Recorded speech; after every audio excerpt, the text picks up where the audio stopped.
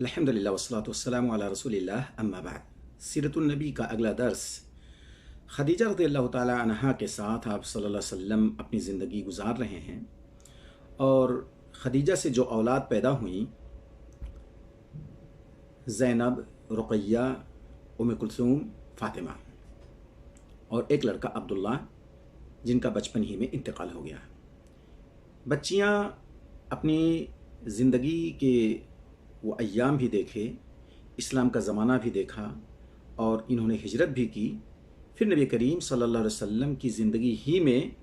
3 بچیوں کا انتقال ہو گیا۔ صرف فاطمہ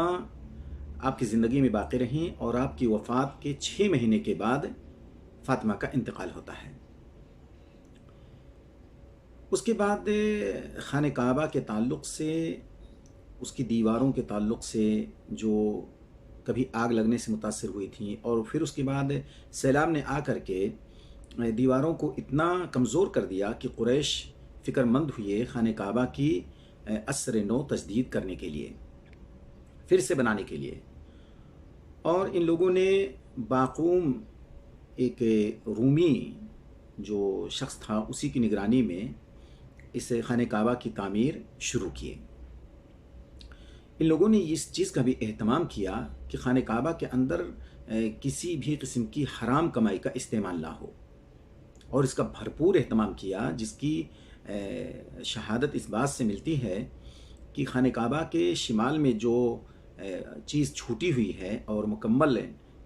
دیوار نہیں کی گئی ہے، جسے ہم ایک سائیڈ میں دیکھتے ہیں کہ وہ سینے تک دیوار اٹھی ہوئی ہے، وہ صرف اس بنیاد پر کہ ان کے پاس حلال کمائی نہیں تھی، جس کی وجہ سے ان لوگوں نے اس کو چھوڑ دیا تھا، اور اتنا اونچا اس لیے اٹھا دیا تھا تاکہ یہ معلوم رہے کہ ہاں یہ خانہ کعبہ کا حصہ ہے، اور طواف کے وقت لوگوں کو پتہ چلے کہ اس کے باہر سے ہی طواف کرنا ہوگا تاکہ مکمل طریقے سے اس کا طواف ہو۔ یہ اس قدر خانہ کعبہ کے تعلق سے ان کفار کا اہتمام تھا، اور یہ محبت تھی اللہ کے گھر کے تعلق سے کہ اس کے اندر ذرہ برابر ایک پیسہ حرام کی کمائی کا نہ لگے۔ سبحان اللہ۔ اس طریقے سے ان لوگوں نے خانہ کعبہ کی بنا کا اتنا اچھا زبردست اہتمام کیا، اور اس کی عزت و وقار کو باقاعدہ بحال رکھا کہ اس میں ذرہ برابر کوئی حرام کی کمائی نہ لگے۔ اس طریقے سے اگلا مرحلہ جو خانہ کعبہ کے تعلق سے آتا ہے، وہ حجر اسود کو اس کے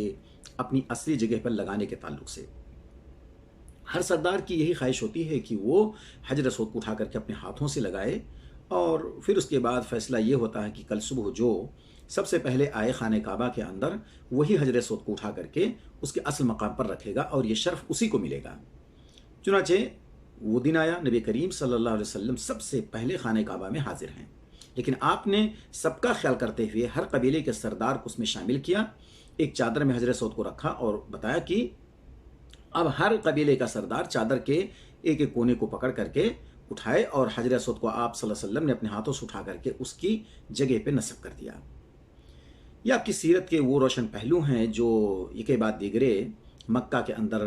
اجاگر ہوتے ہیں، اور آپ صلی اللہ علیہ وسلم ہر مقام پر اپنی شخصیت کا لوہا منواتے ہوئے اپنی زندگی کا ایام آگے بڑھاتے ہیں۔ اللہ تعالی ہمیں سیرت کو پڑھنے کی اور اس کو سمجھنے کی توفیق عطا فرمائے۔